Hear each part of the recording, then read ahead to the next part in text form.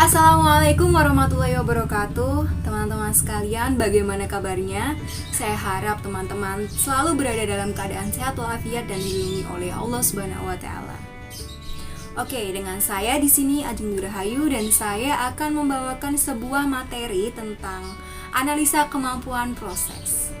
Sebelum memulai pembahasannya, izinkan saya untuk mengucapkan terima kasih kepada teman-teman yang sudah mau mampir ke channel saya untuk melihat tentang pembahasan materi kali ini. So, kayaknya kita langsung aja bahas tentang apa itu analisa kemampuan proses dan hal-hal apa saja sih yang ada di analisa kemampuan proses. Apa saja sih yang akan kita bahas pada materi kali ini? Yang pertama adalah mengingat kembali. Yang kedua adalah memahami analisa kemampuan proses itu sendiri. Yang ketiga adalah batas spesifikasi dan batas kendali. Yang keempat adalah formulasi. Yang kelima, kita akan membahas tujuan analisa kemampuan proses. Yang keenam, kita akan membahas manfaat analisa kemampuan proses. Kemudian, yang ketujuh, kita akan membahas tentang langkah membuat analisa kemampuan proses. Kemudian, yang kedelapan adalah cara-cara atau perhitungan dalam analisa kemampuan proses. Pembahasan pertama yaitu tentang mengingat kembali. Jadi, kita akan mengingat kembali apa yang menjadi dasar dari analisa kemampuan proses itu sendiri. Analisa kemampuan proses itu sendiri didasari oleh kendali proses statistik atau SPC. Apa sih SPC itu? Jadi SPC itu adalah suatu teknik statistika umum yang digunakan untuk memastikan bahwa serangkaian proses tersebut telah memenuhi standar. Berdasarkan hal tersebut, kita bisa tahu bahwa SPC itu sebenarnya menjaga agar suatu proses tetap berada dalam kendalinya. Ini berarti variasi alami dari proses tersebut juga harus stabil. Ini kenapa di PPT saya bilang bahwa SPC itu dipengaruhi oleh variabilitas. Nah, apa sih variabilitas itu? Variabilitas adalah ukuran keseragaman proses itu sendiri. Di sini saya juga menyebutkan bahwa SPC itu juga harus tetap dalam statistical control. Kenapa? Karena juga ini itu adalah proses statistik, jadi di dalam kendali statistik. Oke, sekarang kita akan masuk ke bab yang kedua, yaitu memahami tentang analisa kemampuan proses. Analisa kemampuan proses adalah suatu kemampuan proses untuk memenuhi spesifikasi atau mengukur kinerja suatu proses. Definisi lainnya mengatakan bahwa analisa kemampuan proses itu adalah studi guna menaksir kemampuan proses dalam bentuk distribusi probabilitas yang mempunyai bentuk, rata dan juga penyebaran. Yang harus kita ingat bahwa dalam analisis kemampuan proses itu harus in control dan juga terdistribusi normal. Kenapa? Karena yang pertama, apabila tidak dalam pengendalian, maka tidak dapat diperkirakan kemampuannya. Yang kedua, adalah proses-proses ini bukan disebabkan oleh sebab-sebab khusus.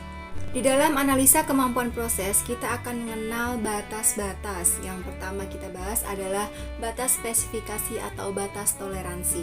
Batas spesifikasi adalah batas yang ditentukan oleh pelanggan dengan analisis riset pasar dan juga perancangan produk dan jasa. Batas spesifikasi dibagi menjadi dua, yaitu batas spesifik atas dan juga batas spesifikasi bawah. Kondisi yang dapat terjadi pada batas spesifikasi ada dua. Yang pertama adalah proses dalam batas pengendalian tetapi produknya tidak memenuhi spesifikasi. Sedangkan yang kedua, prosesnya di luar pengendalian tetapi produk yang dihasilkan memenuhi spesifikasi. Kita bisa lihat perbedaannya dari dua gambar yang ada di layar berikut. Ya, untuk gambar yang pertama atau situasi yang pertama, kita bisa lihat bahwa kurva prosesnya itu berada dalam BPB dan BPA. BP itu batas pengendali dan BS itu batas spesifikasi. Jadi kurvanya itu di dalam batas pengendalian. Sedangkan situasi yang kedua, kita bisa lihat bahwa di situ kurvanya berada di dalam batas spesifikasi, yaitu berada dalam BSD dan juga BSA. Batas spesifikasi dengan batas kendali itu berbeda. Batas spesifikasi sendiri adalah batas-batas yang dikehendaki oleh unit-unit secara individu. Sedangkan batas kendali itu mengidentifikasikan variasi yang ada antar subgrup. Kita bisa melihat perbedaannya pada gambar kurva. Untuk batas spesifikasi, dia menggunakan penyebaran 6 sigma. Sedangkan untuk batasan kendali, kita bisa lihat bahwa itu dibagi menjadi dua, yaitu 3 sigma ke kanan dan juga 3 sigma ke kiri. Kita akan lanjut membahas pembahasan yang keempat, yaitu tentang formulasi. Secara keseluruhan, ukuran kemampuan proses itu penyebarannya adalah 6 sigma, tetapi biasanya diformulasikan menjadi kurang lebih 3 sigma. Di mana sigma itu adalah standar deviasi proses in statistical control tanpa adanya perubahan. Apa artinya? Artinya jika proses terpusat pada spesifikasi nominal dan mengikuti probabilitas normal, maka terdapat 99,73% berada dalam batas kurang lebih 3 sigma dari spesifikasi normal. Karena inilah kita kemudian mengenal batas toleransi alami, di mana batas toleransi alami atau BTA ini dibagi menjadi dua, yaitu batas toleransi alami atas dan juga batas toleransi alami bawah. Untuk BTAA itu adalah mu ditambah 3 sigma, kemudian BTAB atau batas toleransi alami bawah itu adalah mu dikurangi 3 sigma.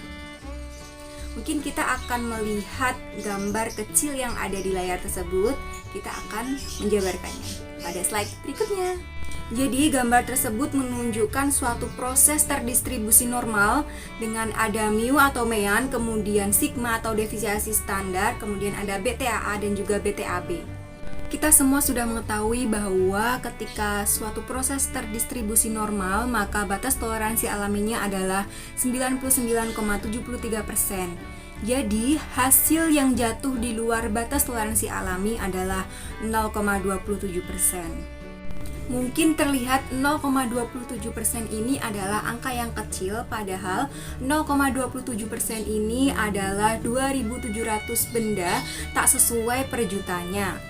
Dan jika distribusi hasil proses tidak normal, maka persen hasil yang jatuh di luar lebih besar dengan 0,27%. Ya, kita akan membahas pembahasan yang kelima, yaitu tujuan analisa kemampuan proses. Yang pertama adalah memprediksi variabilitas proses yang ada. Yang kedua, memilih di antara proses-proses yang paling tepat dan memenuhi toleransi. Yang ketiga, menyediakan dasar kuantitatif untuk menyusun jadwal pengendalian proses dan penyesuaian secara periodik. Yang keempat, menguji teori mengenal penyebab kesalahan selama proses perbaikan kualitas. Dan yang terakhir, memberikan pelayanan sebagai dasar untuk menentukan syarat kinerja kualitas untuk mesin-mesin yang telah ada. Untuk pembahasan yang keenam adalah manfaat analisa kemampuan proses. Yang pertama adalah menciptakan output yang seragam atau uniform. Yang kedua adalah membantu perancangan produk ataupun prosesnya.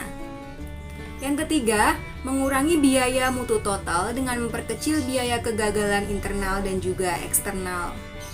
Yang keempat adalah memperkirakan sebaik apa proses dalam toleransinya. Dan yang kelima adalah membantu pembentukan interval untuk pengendalian interval antara pengendalian sampel. Kemudian yang selanjutnya adalah langkah-langkah membuat analisis kemampuan proses. Ada 9 cara yang digunakan untuk membuat analisa kemampuan proses. Yang pertama adalah mengembangkan deskripsi proses. Yang kedua adalah mendefinisikan kondisi proses. Yang ketiga adalah meyakinkan setiap karakteristik kualitas minimal satu variabel proses. Yang keempat adalah menentukan apakah pengukuran kesalahan dilakukan secara signifikan. Kemudian yang kelima, menentukan dan memfokuskan hanya pada variabilitas atau juga kesalahan yang menyebabkan masalah kualitas. Kemudian yang keenam, merencanakan control chart. Kemudian yang selanjutnya atau yang ketujuh, mempersiapkan pengumpulan data, ukuran dan juga sampelnya. Yang kedelapan adalah merencanakan metode analisis data. Dan yang terakhir atau yang kesembilan adalah mempersiapkan waktu untuk memeriksa dan juga menganalisis hasilnya.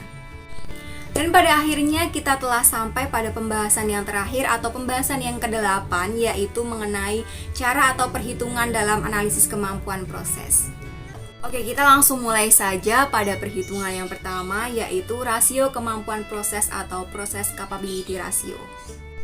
Apabila proses berada dalam batas kontrol statistik dengan peta kontrol proses statistik normal dan rata-rata proses terpusat, maka perhitungan atau rasionya adalah CP adalah BSA dikurangi BSB per 6 sigma.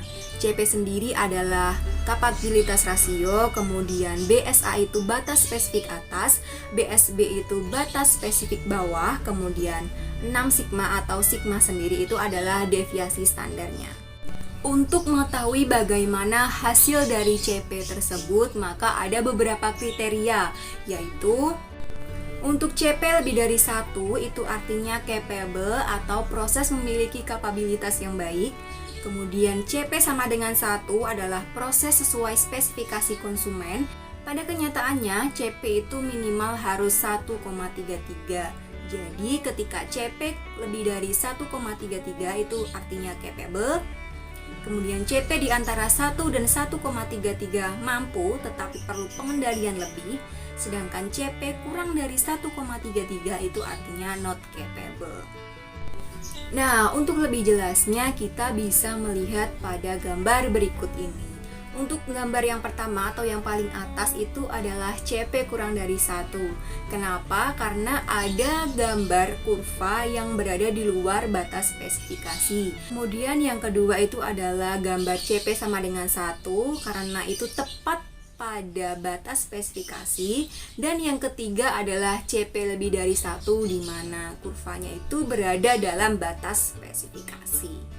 Tetapi CP itu mempunyai kelemahan loh. Kelemahannya yaitu yang pertama, kelemahannya adalah indeks ini hanya mengukur apakah proses memenuhi spesifikasi atau tidak dari suatu proses. Kemudian hanya mengukur presisi atau variabilitas proses, yaitu mengukur kapabilitas proses bila titik tengah spesifikasi mendekati nilai rata proses. Kemudian yang ketiga adalah tidak mengukur akurasi.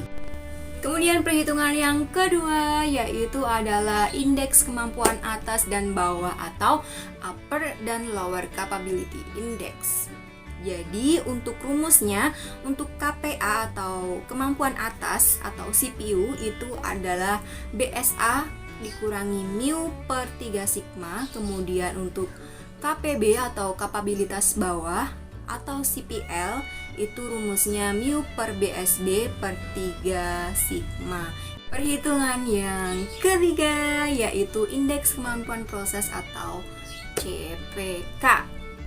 Jadi untuk perhitungan yang ketiga ini adalah merefleksikan kedekatan nilai rata-rata dari proses sekarang terhadap salah satu batas spesifikasi, baik itu BSA ataupun BSB.